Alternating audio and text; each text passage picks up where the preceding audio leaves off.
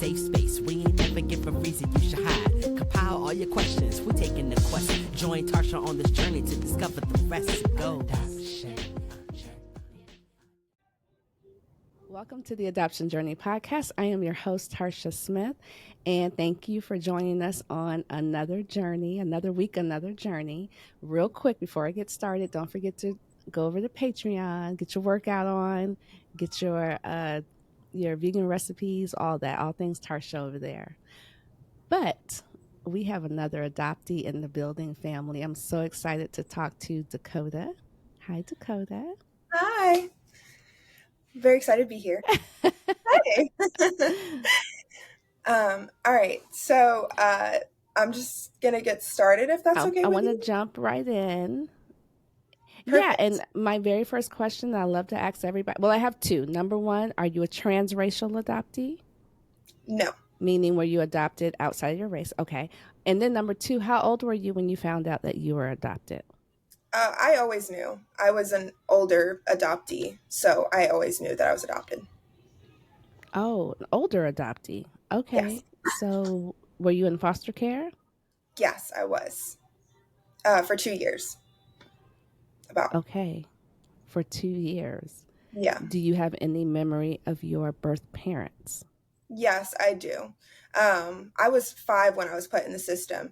So I actually had a lot of, I kind of associate them with trauma bonded memories, just because I know that a lot of people don't really remember stuff before that, but I have spoken to my biological mother, and a lot of the memories that I believed that I had, she confirmed were true, which is really cool that like I was able to remember stuff. But I remembered stuff about my mom. Like one time we were in, when I was visiting her for visiting or during foster care, and we went on a bridge. It was actually the last time that I saw her, and we were at a park. We went across a bridge, and I had this favorite hairpiece that I absolutely loved. Like I loved this thing, and I remember it fell off my head and into the water, and I started crying, like having a complete meltdown. I was so upset that my favorite hairpiece was gone.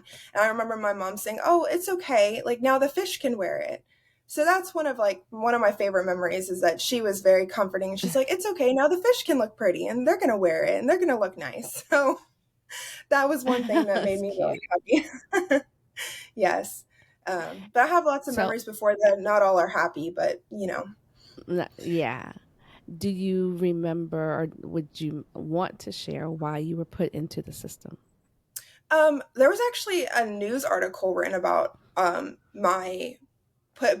of the reasons I was put into foster care, which is very interesting, on the Orlando Sentinel. And from what I remember personally, sorry, my cat. I remember the reason and believing the reason that I was taken was because we had a refrigerator out on our front lawn. Because we had no electricity. We had no, we were eating fine, but we had no electricity. We had no water. We, like I said, we had stuff on our front lawn, including a refrigerator. And that's one of the reasons that I believed we were put into the foster care. But a lot of the reasons they said in the paper was, we were covered in bug bites. We looked malnourished, and we looked like we hadn't seen the sun in days, and we were just in a dark home, no power, no electricity, like I said. So that's the reason that one of the neighbors actually called, and I found out later it was a friend of my biological mother's, who called, and she reported that we were not being taken care of. And so that's when we were taken. It was me, and I have 2 biological half brothers. So we were put in foster care. That's why I keep saying we. I feel like I should have stated that beforehand, but so yes. Oh, it's fine. It's fine. Okay. Do you remember the transition? Like they come in, do you remember the day they came and took you? So yes, I do. Memory for you. Yeah, I remember we had stairs going up to like a porch in front of the house, and I was sitting on the stairs, and they came. I don't remember obviously the conversation that happened, but I knew that they were going to take me and my brother's away. And I remember telling my mom, like, please don't let them take me. Like, please don't let them take me. And crying. And she was on the phone with my biological grandmother, and she was saying, they're taking the kids. And she was in hysterics and crying, and she kept apologizing. And she's like, I'm sorry, baby. Like, I know. And they put us in a car, and they actually separated the three of us, like, immediately. I went to a girl's home, and my other two brothers went into two different homes. So the three of us were completely separated, like, right off the get-go, basically. So they take you from your home and then separate you from your siblings. Yep. That first night must have been awful. It definitely as a was. 5-year-old. Those were my baby brothers, and that's all I had known. And especially being put into a girls' home, I remember very specifically, the girls were very mean. One of the memories that I have is wanting to play Barbies with them and going up, and they're like, no, you can't play Barbies. Like, you're too ugly. Like, you can't play with them. And so I wasn't allowed to play Barbies with all the other girls. And I had to go find something else to do on my own. Thankfully, I did make a friend there. I do remember. And we actually ended up getting in a lot of trouble because we were playing and we put lotion all over the floors, and we're scrubbing lotion on the hardwood floors. It wasn't carpet, thankfully, but hardwood floors. We're like pretending like we're little Annie or whatever, scrubbing the hardwood floors with lotion. And I remember my adopted parents were so mad, and they just put me in timeout, put both of us in timeout. And they started yelling at us in Spanish because they were Hispanic. And I remember being so confused and like, I don't know what to do right now. But we had to sit on that couch for hours. So okay, so the girls' home, and then the fostered. Okay, so you went to the girls' home, and how long did you stay in that girls' home? Not very long. I can't remember specific dates, but I didn't stay very long because my youngest or middle brother, he wasn't sleeping at night. He wouldn't sleep. He wouldn't eat. All he wanted to do, he kept crying and saying that he wanted us, me and his younger brother. Yeah. And he was very upset. So they were like, well, we messed up. Like, we need to put them back together, the foster home. And that's where I ended up staying for the rest of my time with him. And so we transferred over there. And then I think a day or two later, my youngest brother transferred over, and he was only 1 at the time, I believe, maybe a little bit younger, but he was very young. So, and my other brother was, let me see, 2, I think. Yeah, 2. He was 2. So it's a 1 and a 2-year-old. Yeah. Well, I'm glad they were able to put all of you together because they never should have separated you. But I digress because I know how those. That's another podcast. Yeah, that was one thing that upset me. But yeah, from then on, I kind of raised my brothers in the foster home because. Okay, so tell me about this new. Now you've moved from the girls' home to this foster home, which is now going to be your permanent home. Tell me about life in this now new space. This is now space number 2. Yes. So, unfortunately, it wasn't. And are you still 5? Hold on, let me ask you this: are you still 5? Sorry. Or have you had a birthday? Are you still 5 years old, or have you had a birthday yet? I believe I'm still 5 years old. I had 2 birthdays in that home. But yes. Okay, tell me about that home. So they were very. They smoked a lot, drank a lot. They had 3 kids of their own. One was a teenager. I believe he was about 15, 16, like in that age range. And then they had a daughter who was about my age, I think, maybe like a year younger. And then a son that was slightly, I think, a year or 2 older than her. So he was about a year older than me, I think. And they did not like. Sorry, hold on. Did you say they smoked a lot and drank a lot, but these are foster parents? Yes. Okay, that's what I thought I heard you say. Yep. Okay. Yeah, they weren't the greatest. I feel like they were kind of in it for the monthly check from the state, but I mean, for sure. And did I also hear you say just a little bit back? Are these the Hispanic parents? No, that was my okay. We haven't girls' home. Okay, yeah, sorry, I'm with you. Okay, so smoking and drinking. I'm ready. So which wasn't better. I mean, my birth mom, she did smoke and drink a lot. She was young, though. She had me at 16. So I had a very young biological mom, but she was doing stuff she wasn't supposed to. So it wasn't different from what I had been used to, if that makes any sense. I kind of knew how to handle all that. They did not like their middle son. They were very abusive toward him. I remember at one point the dad picked him up by his throat and slammed him against the wall, and started screaming in his face. And this kid was, I'd say, like 6 or 7. He wasn't, wasn't old enough to be, obviously there's never an age where you should be picked up. But he's not even, he's still a child. The look of confusion on my face is because what I keep hearing is somebody said it was okay for these people to be foster parents. Yeah. Let's let them go get more kids. Mm-hmm. What? Well, they even got another kid during our stay too, and he was a baby. So they had 4 foster kids and 3 kids of their own. And this is inside of, I think it was like a double wide trailer. It wasn't very big. They had lots of property, but it wasn't big at all. Not enough for 7 kids.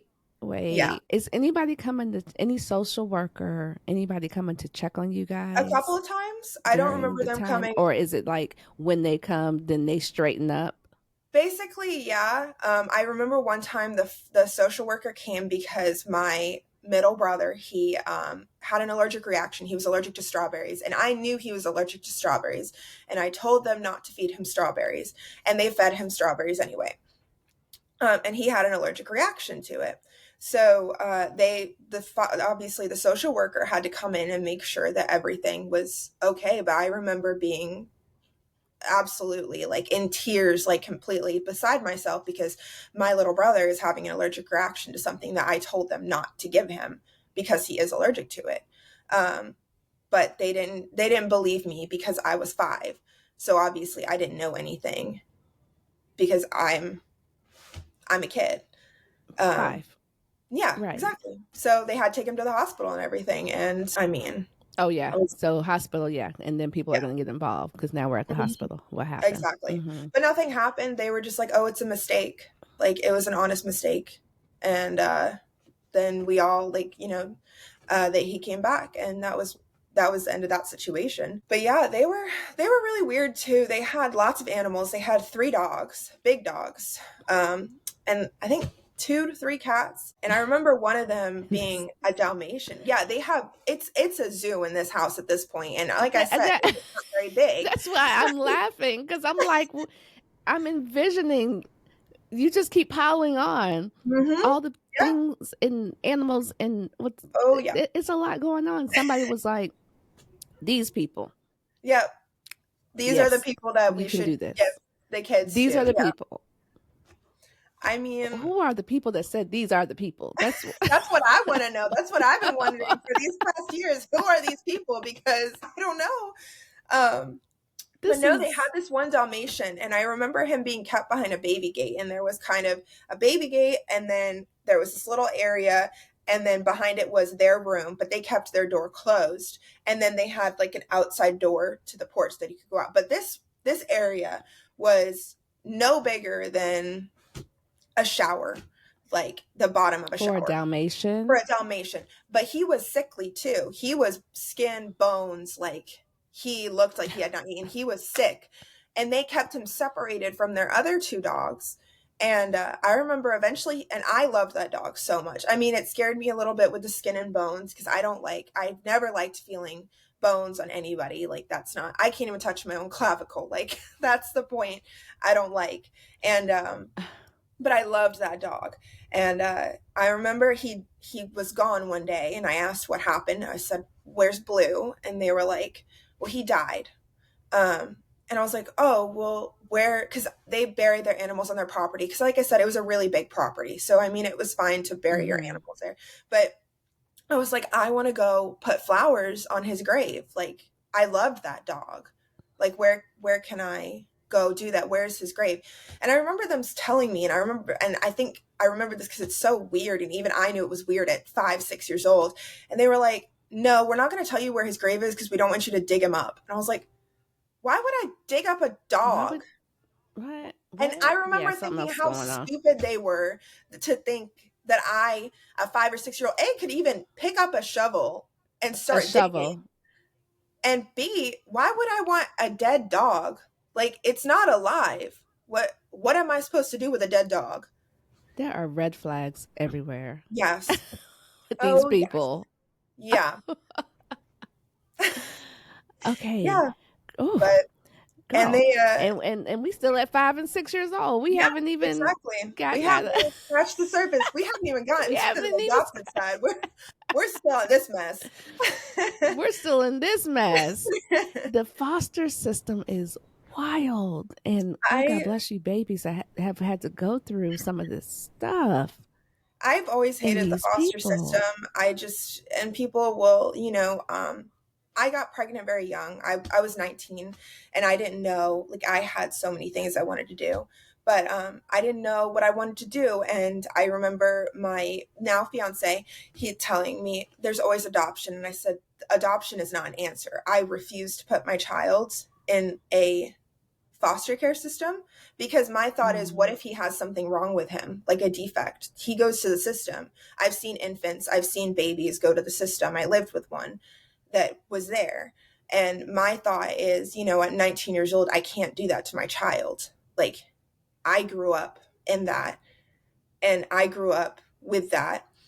Obviously, I ended up keeping my son after lots of consideration and thought, but and I know there is private adoption, but that also scared me because of my adoptive parents. They were not the greatest people, and so it scared me giving him to somebody that I don't know, and so that was like something really hard for me. I've always hated the system, and that was never. I always said, for me at least personally, adoption is not an option. Like, I will not put my child through what I went through because that's not. I cannot in good conscience put any human through what I went through. Obviously there's a lot of great adoption stories, and I've met adoptive parents who are amazing. Like, it made me cry because of the treatment that their child was getting that I wish that I would have gotten in the system. But I also know that that's 1 in a million, and there are so many more bad, foster parents than there are good foster parents, which is the most terrifying thing. But yeah. So I'm going to turn the corner here. So take me, how old were you when you get to, when you be, I can't even talk, when you get adopted? How old are you? I was 7. So now we're new set of people, another yes. home. Yeah. Are your brothers adopted with you? Yes, they were adopted with me. So we were able to stay together, which was really good. And a lot of people don't want a 7-year-old, especially. The boys were always looked at least from what I was told, they were looked at by a couple of other people. But when they told them that, we were a package deal and they saw me, they're like, oh, well, we don't want a 7-year-old. We don't want a 6-year-old. Like, we want an older, or we want a younger child or children. So yes, we were lucky to be adopted together, thankfully. But at that point, it wasn't really an option for me to let them, like, if they had a better home that was set up for them, then of course, like, I would want them to be put in like an be adopted. But I had raised those boys. Like, I was told when I was 6, my 6th birthday, you're old enough now to raise them. You're going to raise them. And I put them to bed. I gave them baths. I taught my youngest brother how to walk. I did all the motherly things. Did you say at 6 somebody told you were old enough? Yes, like they're your responsibility. You just learned how to tie your shoes. Yeah, I didn't know how to tie my shoes until I was 8. But I just learned how to tie my shoes. Yeah. I don't know how to tie my shoes, but I need to take care of these other people. Yeah. Proceed. It's just like, what is happening? And that was my foster mother who sat me down. She sat me down to have this conversation with me. Like, you were old enough. She sat you down at 6 to take care of them. Said you are old enough. Yeah. And I remember one night, her daughter was, I did not like her daughter. Her daughter was a little deviant, and she went into their room one night and woke them up. I had just put them down to sleep. Like, it was time to go to bed. I remember sitting in the living room on the floor, and I was eating something and watching Family Guy. And the boys come out, and she comes out first, and then the boys come out, and they had just woken up. And I remember being so upset with her, and I couldn't yell at her. I couldn't be mad at her. I just had to walk past her and pick my brothers up and go put them back to bed, because that was my job, to go put them to sleep.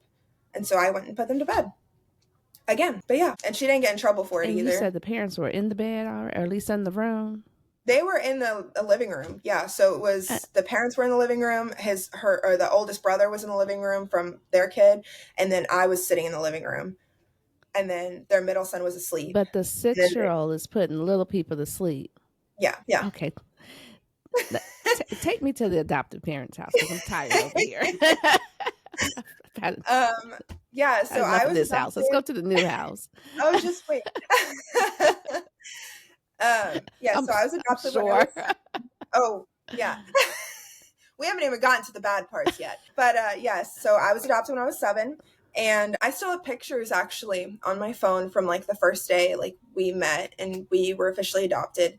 I remember I spent Christmas with them that year before I was officially adopted, because they were, doing the trial run to make sure that, we would fit in with the family, because they also had a son that they had previously adopted, which was 2 years younger than me.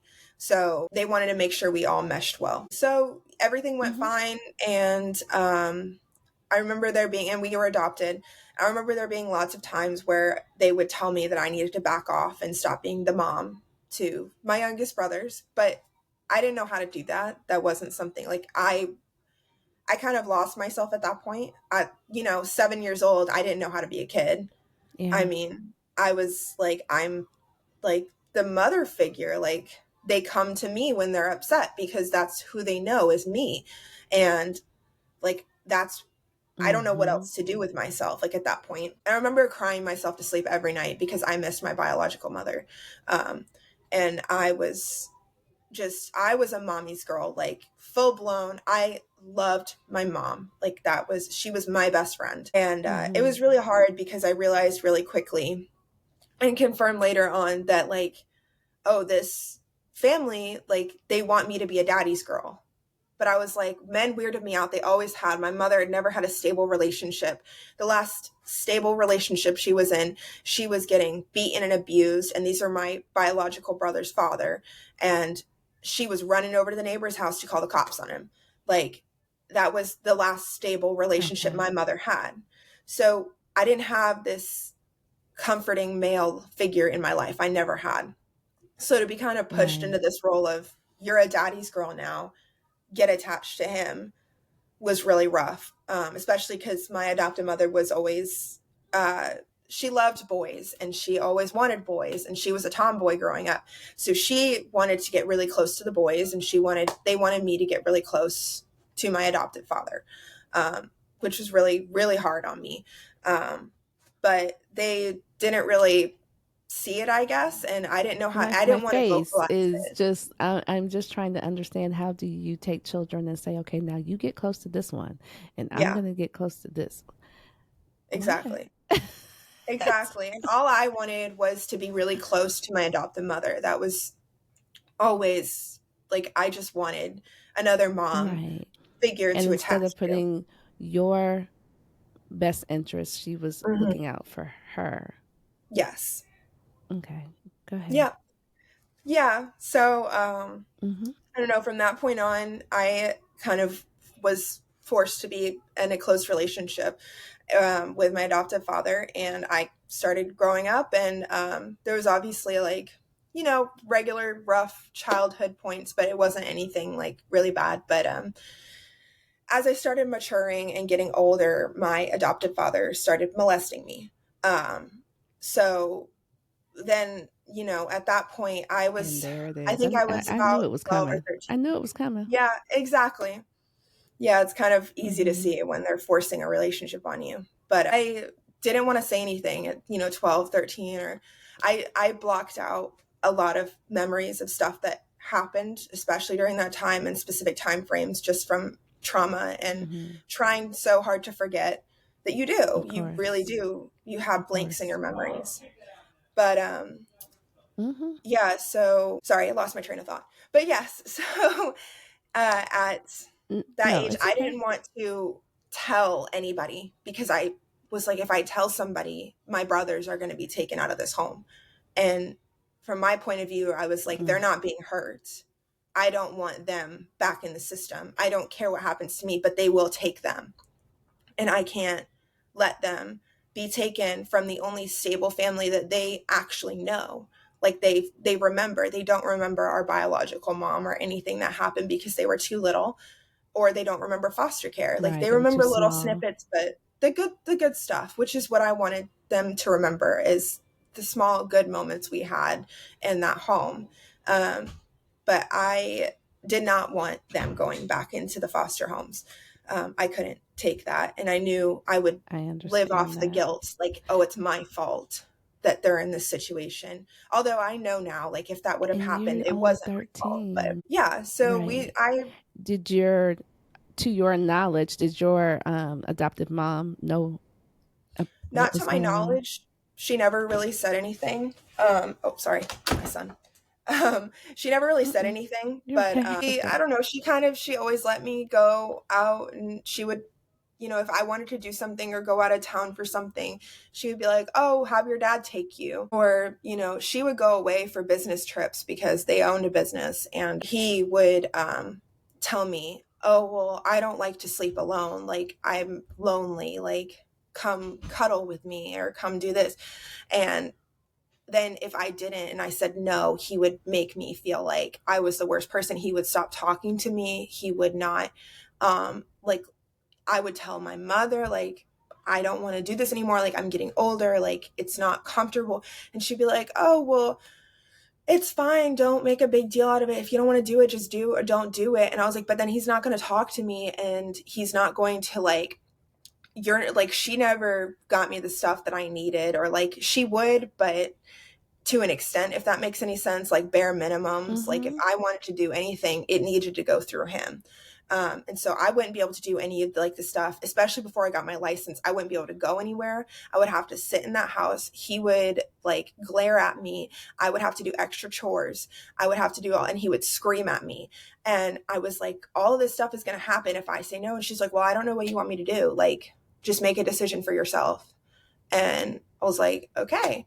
Like, I guess now, I don't really have hold on. Let me ask you this. Now, how is she treating the boys? Because she's very dismissive with you. Is she still super hands-on with the boys? Is their experience different? Especially the one that was adopted before us, my younger brother that was 2 years younger.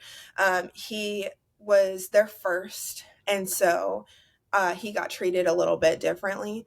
But, you know, that was always her favorite child. Like everybody, like we all knew, even, you know, as we got older, me and my younger brothers, and even I talked about it with him because we did get very close.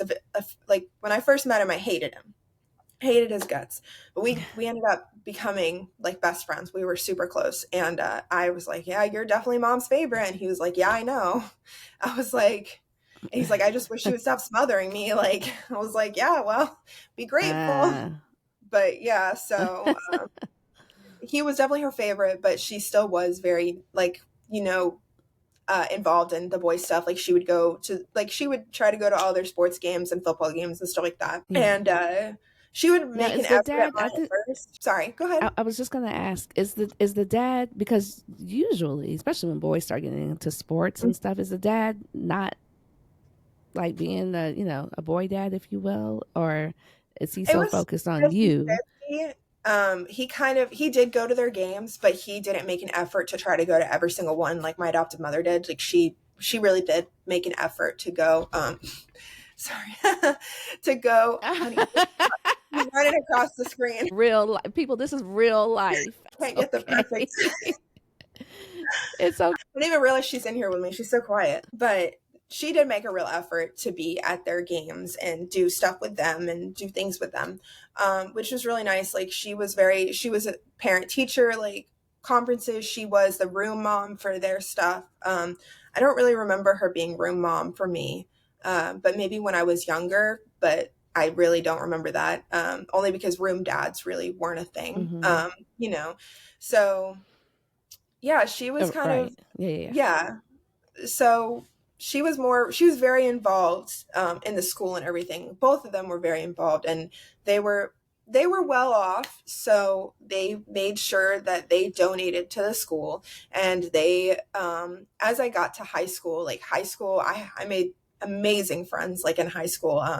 And they really like got me through a lot of stuff. Because, High okay, school hold on a was, second, because you turned the corner on me. Hold on a second. Hold on. I'm So sorry. now we're in high school. You're Yes, fine. Girl, this is your yes. story. I'm letting you drive. But I just got to ask. So is the behavior with your father still happening Yes. into high school? Hmm. Oof. Yes.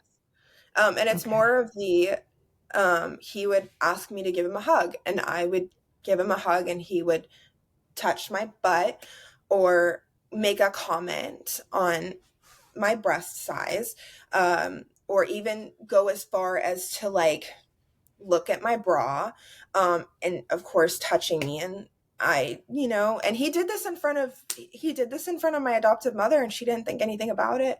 And he did it in front of my brothers, and they didn't think anything about it, because what are they supposed to think? This is normal behavior, for at least for the brothers. This is normal behavior. This has happened her entire life. So what are we supposed to think? My adoptive mother was just like, oh, that's just how dads act. And I was like, none of my other friends have told me like this is like, Who's not that that? I Oh, had I'm at that sorry. point. I don't think that's how they act, Who but that?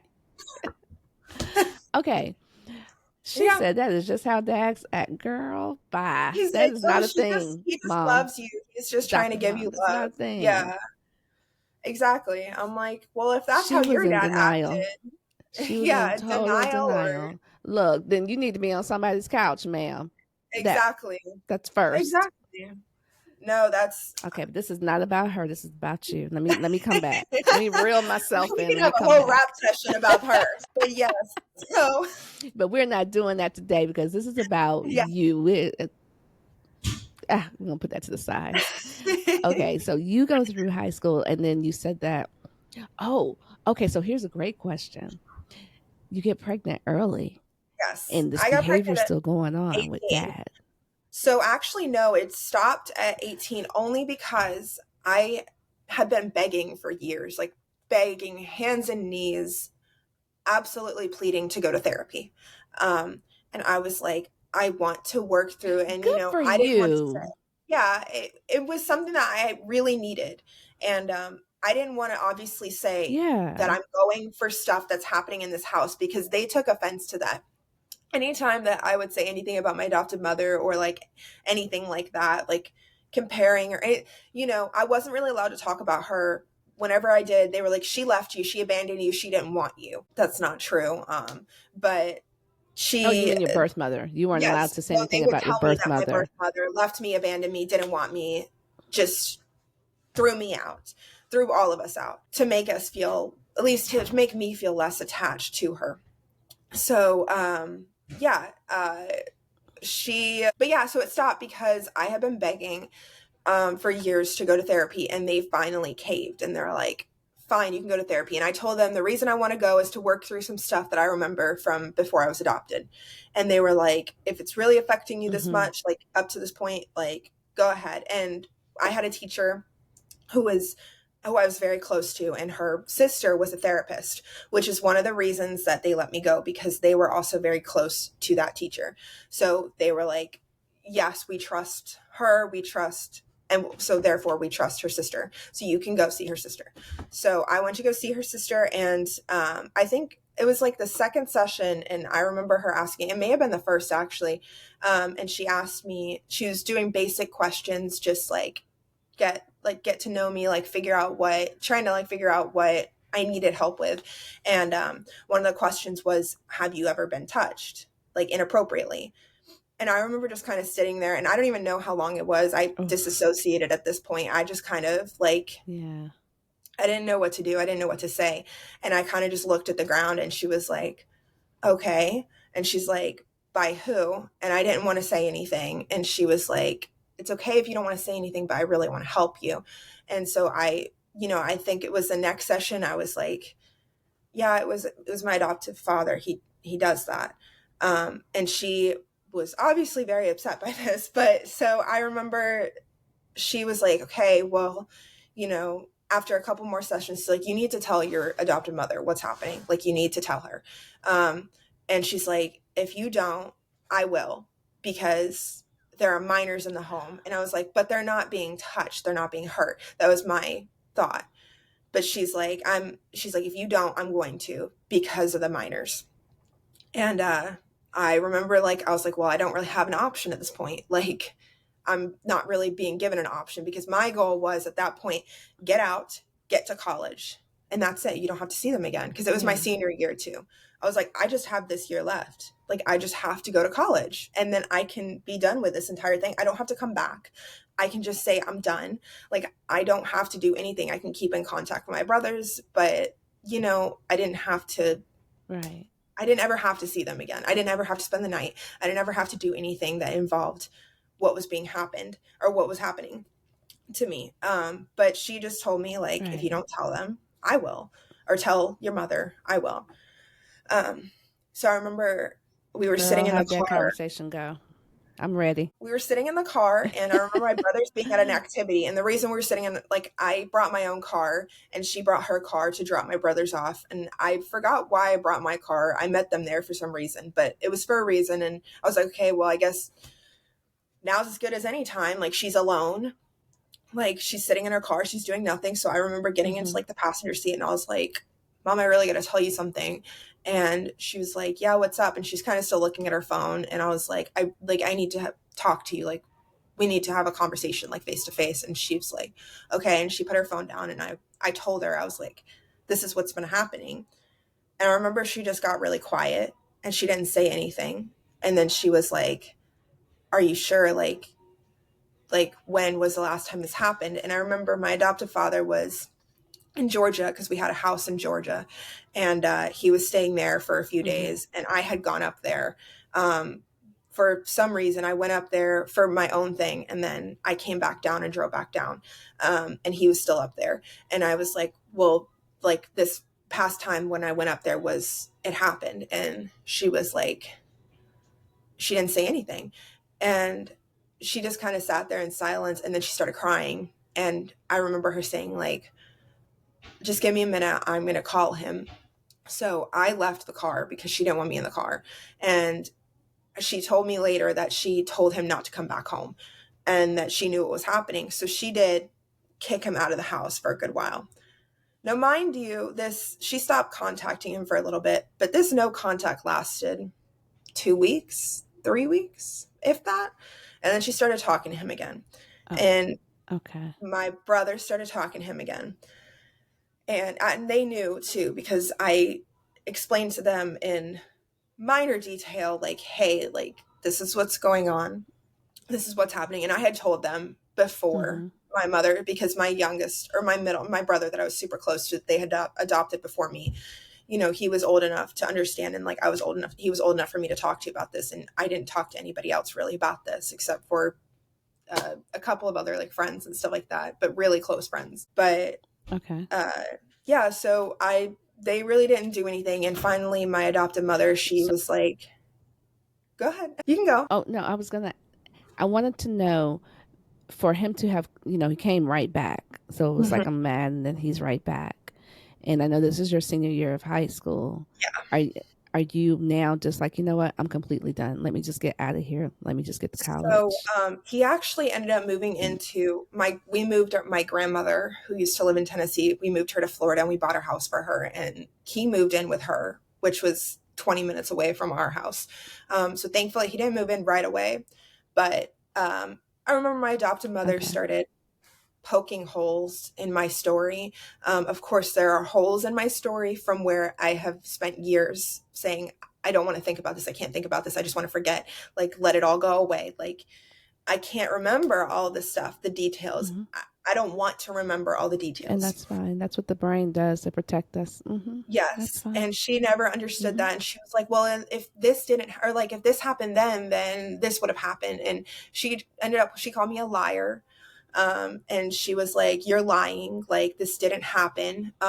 You're just trying to get attention. I know she shut down for like weeks. We actually didn't even spend Thanksgiving together because she laid in bed and shut down. She didn't cook anything for anybody. I went over to a friend of mine. My adopted brother he went over to a friend of his because the younger two wanted to play video games upstairs. And I even asked them, I was like, oh, do you want to come with me? And they were like, no. I was like, okay.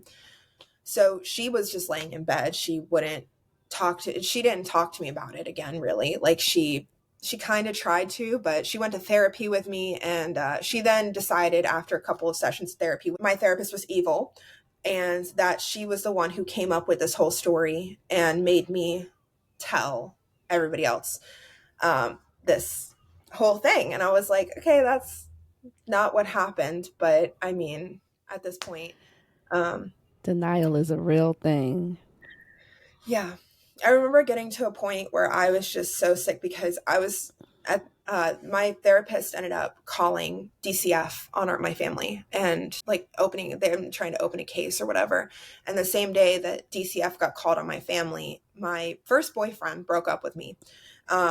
So I was going, and he knew too what was happening, and he decided that was the right time to end the relationship. So I was going through something like super rough mentally and just emotionally, like everything. I felt like my entire world was caving down. And I didn't know what to do. I felt like I had nobody to really lean on. I had my best friend, but that was it. And she did believe me, and her family was told, and her family actually still believes me. I still talk to them. I love them. They're like my second family. I grew up with them. But yeah, no, my brother started to go see him at my grandmother's house. And he started saying, oh, well, this is a lie. This isn't right. And one of my brothers actually saw something happen to me one night because we were all having a sleepover in my room and watching TVs and stuff like that. And he eventually convinced him, like, you didn't see anything. All I was doing was trying to grab the remote to turn the TV off. When I know for a fact the remote was down by the boys because I had given it to them before I went to sleep. So I was like, I'm going to sleep. Here's the remote. You want to change the TV? You can change it. So it was with them. And he's like, oh, I was just trying to grab the remote. Nothing happened. Like, I didn't do anything to her because he didn't know they were in the room. And they started slowly believing him. And my adoptive mother, he got to her too. And they eventually started going out on dates and started going out together. And slowly they started going to my friends, the teachers that I was closest to, going out to dinner with them and saying, Dakotah's she's going through a lot right now. She's kind of crazy. Like this stuff didn't happen. And trying to convince everybody around me that it didn't happen. That you're crazy and it didn't happen. Yes. And so finally my adoptive mother told me, she said, he's moving in May 1st. So you can either stay here or you can leave. And I was like, okay, I'm leaving. And I was like, I'm not going to stay here and risk my safety a second longer because you're making a decision to move him back into the house. And she's like, well, we'll put locks on your doors and everything. And I was like, no. I was like, I'm not living in the same house as him. Like, that's not happening. I'm leaving. She's like, you have nowhere to go. Because at that point, she had told all of my friends, parents and stuff like that, all the stuff that I regret doing and like bad stuff that I did. And I admit I wasn't a perfect person in that time. I was going through a lot of stuff and I was getting into stuff I shouldn't have been getting into. Yeah. But she decided to air all of my dirty laundry out to my closest friends' families. Everybody around me knew every dirty little thing that I had ever done in my life. And at that point, she was like, you don't really have anywhere to go. I was like, I guess I'll find some place. So I found a friend at work that I was working with, and they offered to let me move in with them. So I moved in with them. And at that point I had met my now fiance, and she was like, oh, well, we'll just still talk, and, you can come over and you can, do all this stuff. And I was like, I don't have any words because this is like, really? Yeah. So first we're not going to believe you. Then we're going to make you think you're crazy and the boys. And then we're going to go and tell everybody that you're crazy. And we're never, ever going to acknowledge your feelings, what happened to you, or help you or try and get you help. And then sabotage the help that you were getting. Yep. And at that point, it had been about 6 months, I'd say. And at this point, you're 18? Yes, I'm 18. So I'm like, I'll just move out. And at that point, they're like, I decided that it was for my healing. I needed to confront him. I had not talked to him in 6 months. All he had done was deny, deny, deny. But I did it with my therapist. And I did it. His therapist came in because they had decided at that point that therapy was amazing and that they should all get therapy. So they flipped the switches on this. Yeah. Everybody was in therapy at this point. And I was like, well, you're welcome. I kind of helped do that. But I mean, we're not going to acknowledge that. So he brought his therapist in. I was with my therapist and I wrote a letter and I confronted him. And I had written a book, actually. I wrote a book about like a poetry book about my experiences and stuff like that. And I had released it. I had published it on Amazon and he had bought it and read it.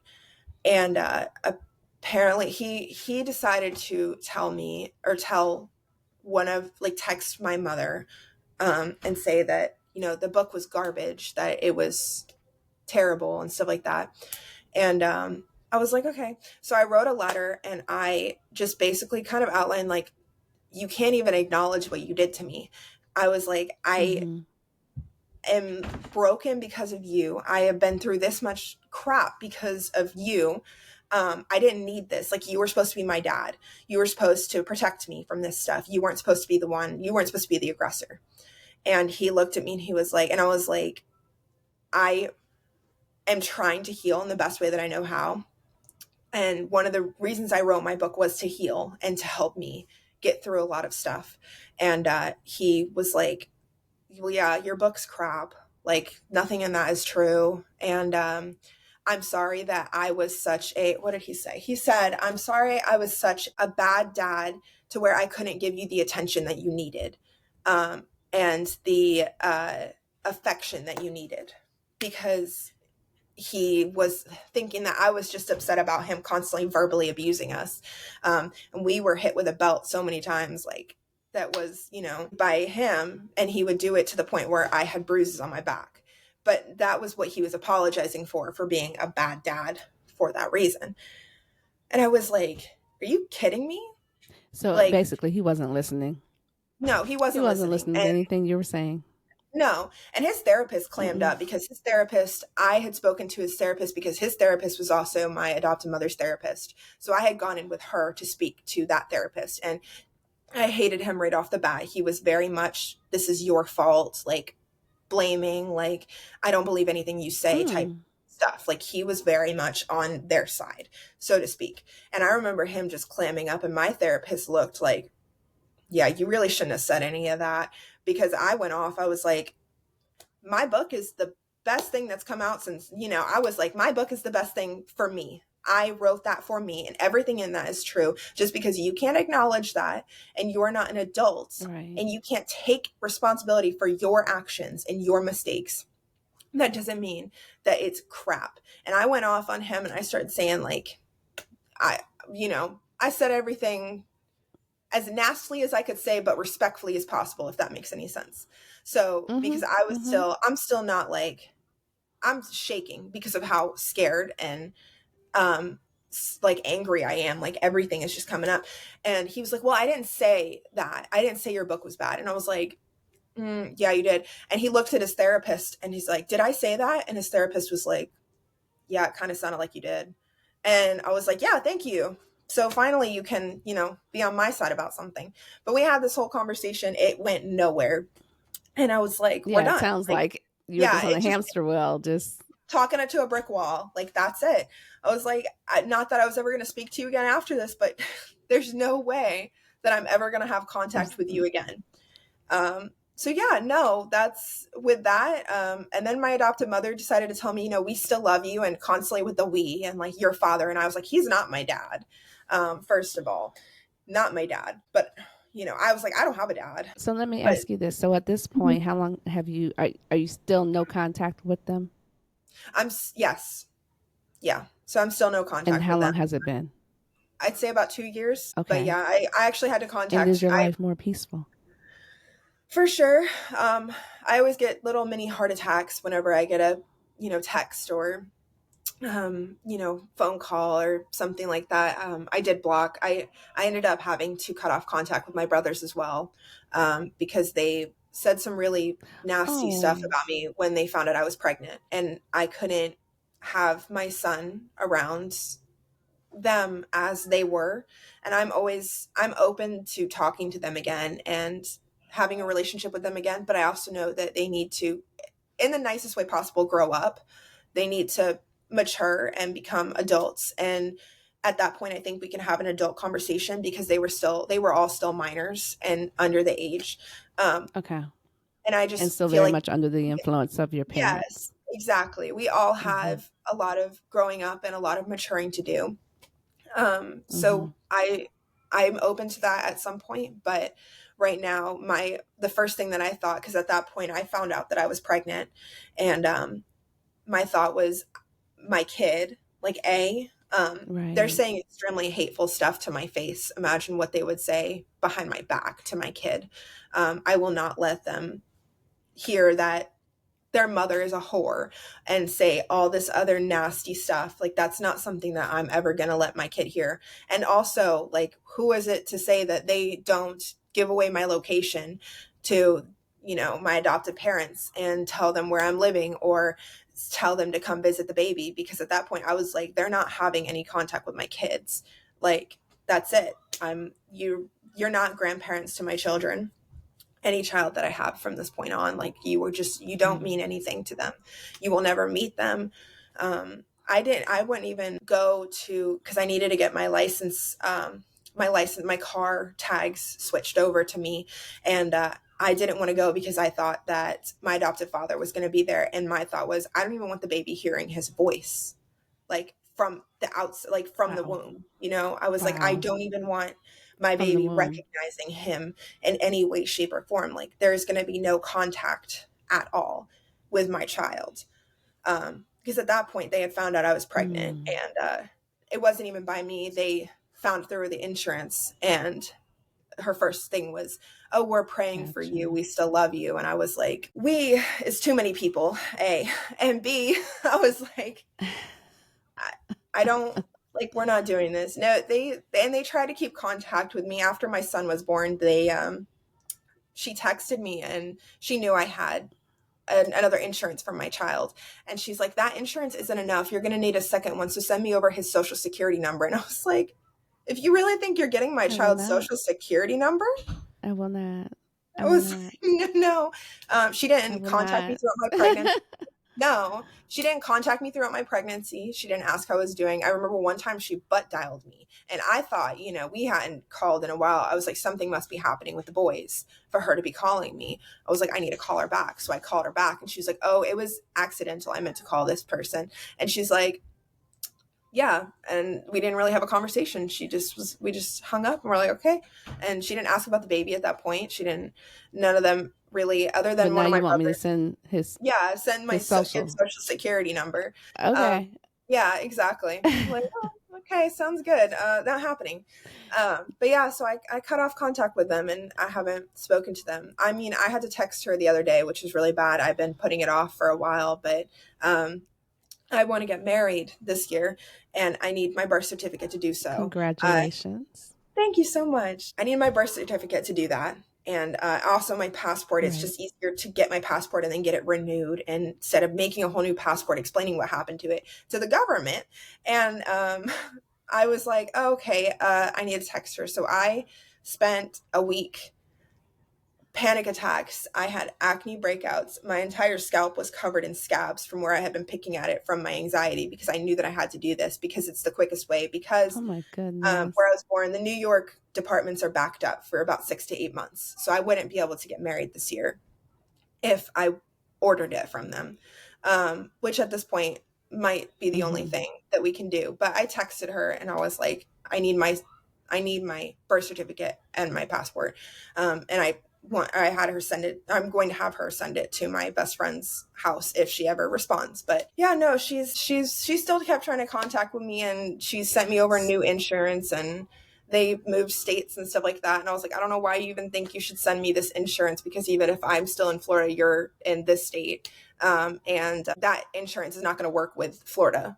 I don't know what you expect me to do at this point. But I have my own insurance. So I was like, I don't know why, but yeah. Okay, but okay, so here we go.